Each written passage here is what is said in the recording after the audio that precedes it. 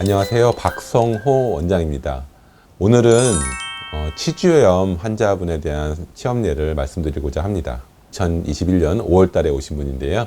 50대 남자 환자분이셨습니다. 치주염 때문에 오셨는데요. 그 이유가 크라운을 씌웠던 부분이 떨어져서 다시 시술을 받았는데 그 부분에서 염증이 생겼고, 그것에 대해서 발치한 다음에 임플란트를 해야 된다라는 그런 소견을 받으셨다고 합니다. 근데 이분께서 이제 평상시에 자연요법에 대해서 굉장히 많은 관심을 가지고 있으셨습니다. 이게 발치를 하지 않고 임플란트를 하지 않고도 내 치아를 그대로 살릴 수 있는 방법이 없을까라고 생각하셔서 이제 검색하시다가 이제 저를 알고서 오셨는데요. 근데 이분의 증상이 잇몸이 붓고 씹을 때 아프고 출혈이 있고 흔들리는 그런 증상이 있었습니다. 이게 대표적인 치주염의 증상이잖아요. 그 다음에 또 조금 봐야 될 게, 이분이 고혈압이 있으셨어요. 그리고 손발이 굉장히 차가웠습니다. 여름인데도 차가우시다고 하더라고요.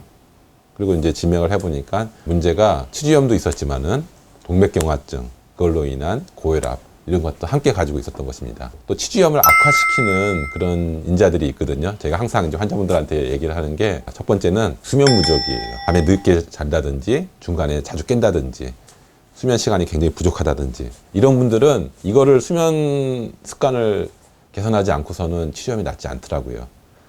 그 다음에 두 번째는 이제 음주입니다. 이제 술을 많이 드시다 보면은 양치질을 안 하고 그냥 주무신다든지, 또 아무리 양치질을 하더라도 술 자체가 이제 염증을 잘 일으키거든요. 그 다음에 이제 세 번째는 스트레스입니다. 스트레스가 이제 이러한 염증을 많이 일으키고, 저 같은 경우도 이제 저도 치주염을 알았었는데 처음에 이제 스트레스를 엄청 받고 나서 이제 치주염이 생겼었거든요. 그래서 이런 스트레스 관리를 잘 못하시면은 또 치주염이 낫지 않습니다. 근데 이분 같은 경우는 이 세 가지를 다 가지고 있으셨어요. 처음에 저한테 오셨을 때. 그리고 또 한 가지는 더 안 좋은 습관이 뭐냐면은 탄산수를 많이 드셨습니다.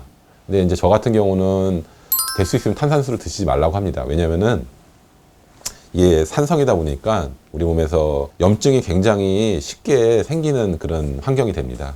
여기서 이분을 어떻게 치료했느냐 말씀드리면요.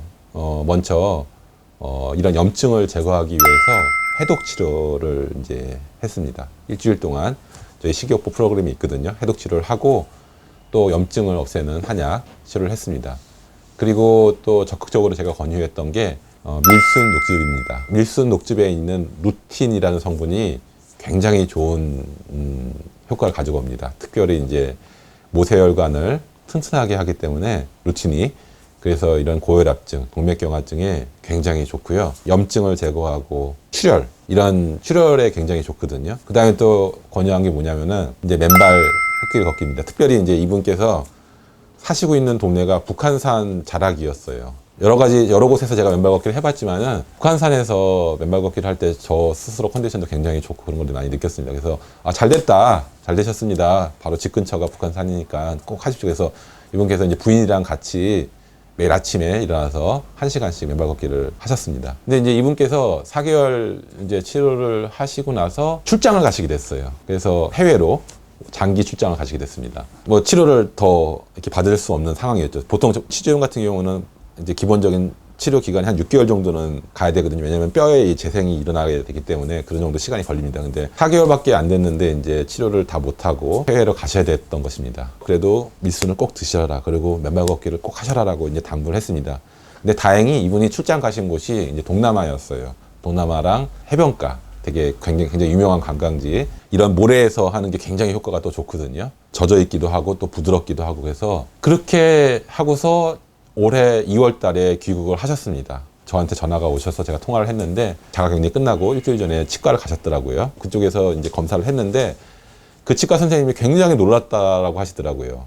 이 치조골이 재생이 됐다라고, 그리고 더 이상 발치하지 않고 임플란트를 하지 않아도 된다고, 그냥 크라운만 씌우면 된다라는 그런 판정을 내리셨다고 합니다. 그래서 이게 저의 어떤 독단적인 얘기가 아니라 치과에서도 교과서적으로도 또 보존적인 치료를 하는 치과 선생님들도 치조골이 재생될 수 있다라고 얘기를 하는구나라는 것을 이제 알게 됐고, 이런 것들을 또 말씀드리고자 하는 것입니다.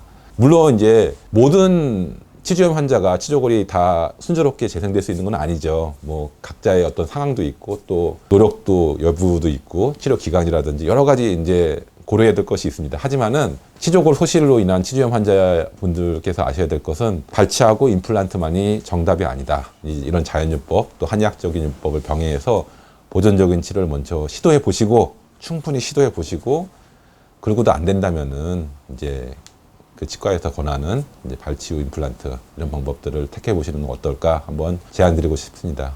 예, 이상입니다.